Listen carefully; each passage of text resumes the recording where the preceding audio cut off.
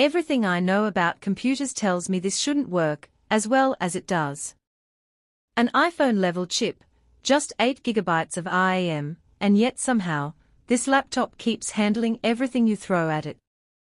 And honestly, it kind of won me over. This is the new MacBook Neo from Apple, and it's one of the most confusing laptops I've tested in a long time. Because on paper, it looks limited. But in real-world use, it tells a completely different story. The first thing you notice is the build quality. This doesn't feel like a budget laptop at all. The aluminum body, the solid hinge, the bright display, the smooth trackpad, it all feels premium. If you're coming from a cheap Windows laptop or a Chromebook, this is going to feel like a massive upgrade. Even the small details stand out. The keyboard feels great. The speakers sound surprisingly good. And the trackpad. It destroys most laptops in this price range. It's clear Apple knew exactly where to spend money and where to cut corners. But let's talk about performance, because this is where things get interesting.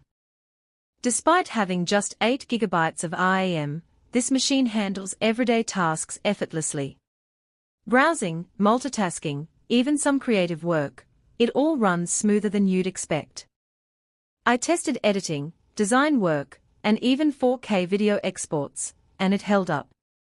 Not the fastest, of course, but definitely usable.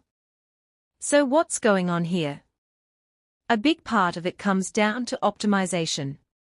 macOS is incredibly efficient, and the fast SSD helps compensate for lower RAM by offloading background tasks without you really noticing. It's not magic, but it feels close. Now, before you get too excited, there are real limitations. That 8 gigabytes of RAM is still a concern long term. And the base storage. 256 gigabytes fills up fast, especially if you're working with photos, videos, or design files. If you're a creative professional, this is where things start to break down. You'll run into storage issues.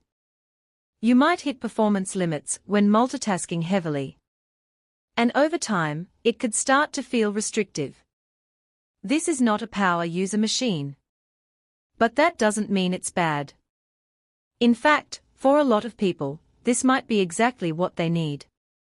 If your workflow is mostly emails, browsing, meetings, light editing, this laptop is more than capable. It's fast, reliable, and feels way more premium than anything else in this price range. Battery life is also solid, easily lasting through a full work session depending on what you're doing. So here's the real question. Who is this for? If you're a student, a casual user, or someone upgrading from an older machine, this is a fantastic option. But if you're a heavy creator running multiple demanding apps at once, you might want to look higher up the lineup. Because while this laptop punches above its weight, it still has limits. And those limits will show over time. Still, I can't deny it.